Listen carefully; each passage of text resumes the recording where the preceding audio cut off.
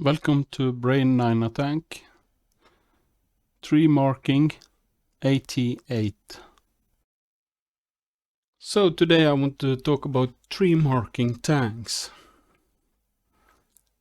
You see I have the 88 up here, and I will give some tips about which tanks you probably should tree mark.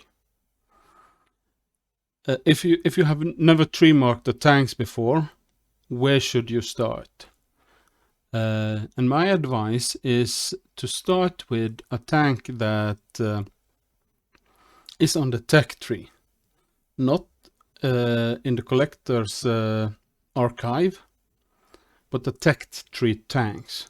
And also, a good tip is to start with a tank that is fairly popular among new players. So a tank that is hard to master, but very good, will be preferred by very good players. So typical seal clubber type tanks is maybe the hardest tanks to tree mark or to get comparatively good results compared to others.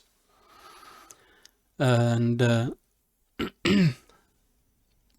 this is a tank that I have actually struggled a bit with. I played quite many matches after I reached 90% to get the tree mark on this. But one of the explanations for that might be that it's very hard to, you have to be lucky with this tank. Because it's so slow, it goes 24 kilometers an hour forward, 12 backwards. It has a specific power of 10.36 with my setup. I of course use a turbo. That's really important in a tank like this. And you have to be lucky, because if your team is winning, you might not get there before the enemy team is all dead. And if the enemy team is winning too fast, you will just be surrounded and shot to pieces from the sides and the rear. Even though it has quite good armor all over, if you hit the flat sides on the side or rear of the tank, even I think lower tier tanks can penetrate it. But in front it has a massively good armor. Even the cupola is quite well armored. Of course, the cupola is a weak spot, but the same tier tanks at least have to fire gold even to get through the cupola. So that's the strength of the tank. You see I have 3 marks here. So the match I will show you now is the match that I got the 3 marks in. I use vents. I use the vents in the firing slot because I'm not using anything else for increasing fire shooting. I have bounty optics, and the reason for that is to boost the view range up to 445. On tanks like this with a fairly low view range, one of the issues is that you get less experience points if you don't see the target yourself. So even if you're shooting at something within your kind of the max view range, 445 meters, you might get less experience points because you can't actually see it yourself. And this can feel unfair. It can lower your experience points. So when you're trying to tree mark the tanks, you want to do everything you can to increase the chances for higher experience. So you want to boost your experience points as much as possible. So view range is very, very important. I have the turbo, of course. The turbo is crucial for slow tanks like this, as it's increasing kilometers an hour flat. So slow tanks get 4 kilometers an hour more, and fast tanks get 4 kilometers an hour more. When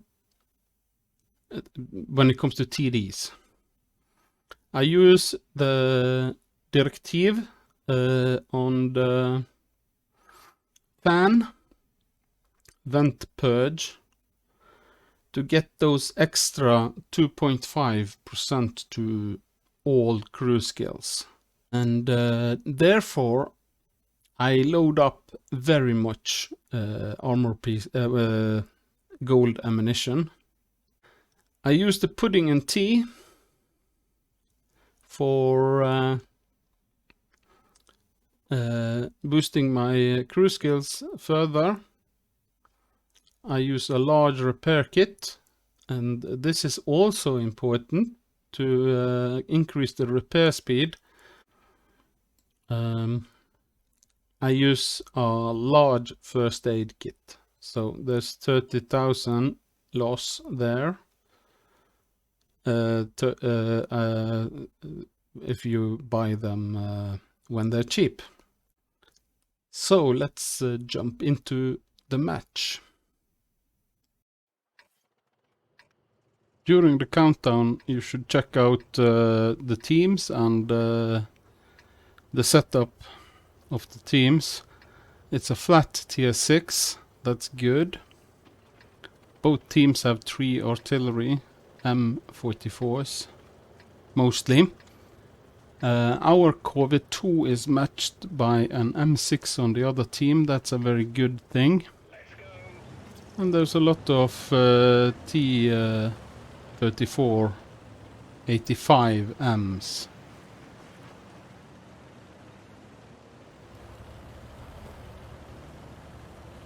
I have decided to go down the middle of the map, the mountain road here. I'm spotted there, I see. And play as aggressively as I can.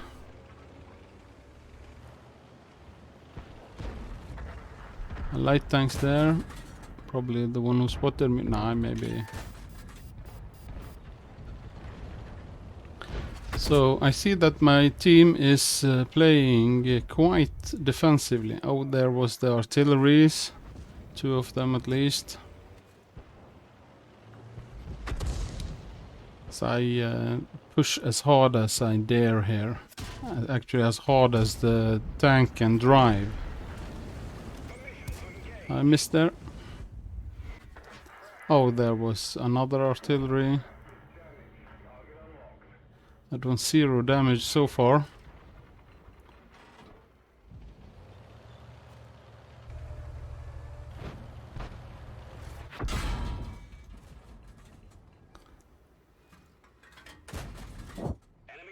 Ah, first hit. And one more. The Type 64 is probably on the hill up there.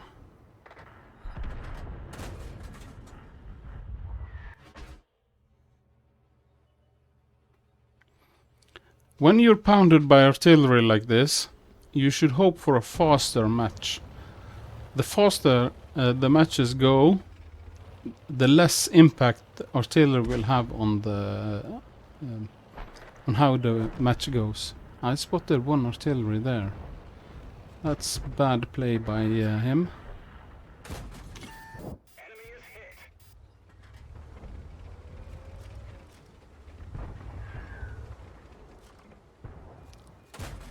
I can't seem to hit that SDRB 74. There I hit.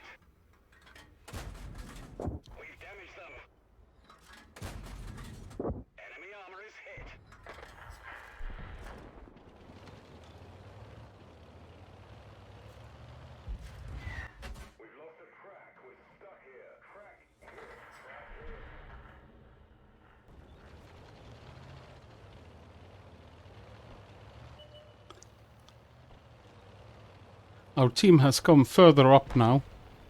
So if I can spot them, I've spotted 900 now.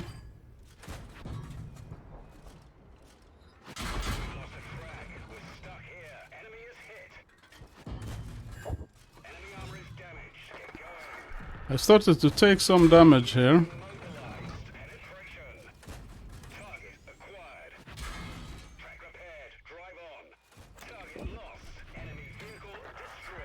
One kill. And there I got a kill on the blind shot there.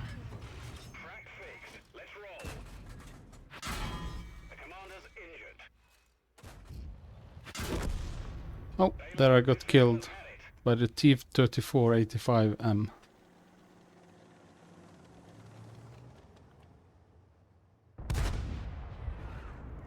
So I guess we will skip directly. The match is practically over. It's just the cleanup phase. Everybody will storm forward to get the last shots. Let's look at the scores for the match.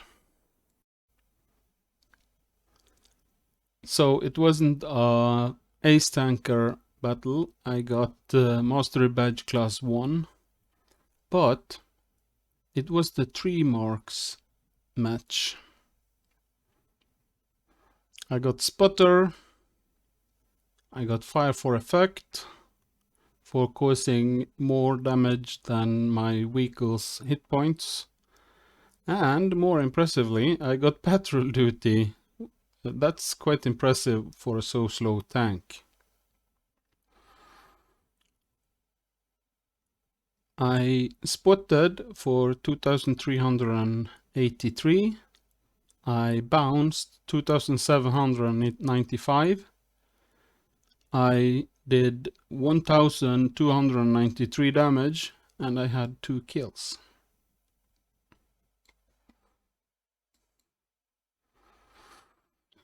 Third place in damage. So I see T-34-85s. And on the enemy team, that was the bonus code tank on the European server. So you should go to World of War Tanks, and a World of Tanks official YouTube page, and there you will find a bonus code and you get rental vehicles, the T-34-85M and some other, I think 4 other tanks.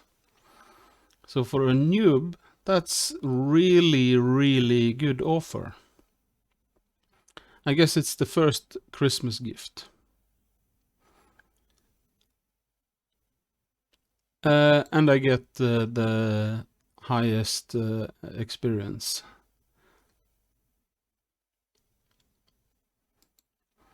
So I fired 23 shots, 14 hit and 11 penetrated.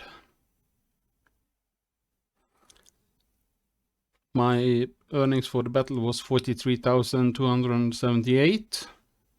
I used 5,000 for 6,000 for repairs, 64,500 for resupplying ammunition, and consumables 40,000. Total, I lost 67,072 credits. And 4,328 was added to the reserves.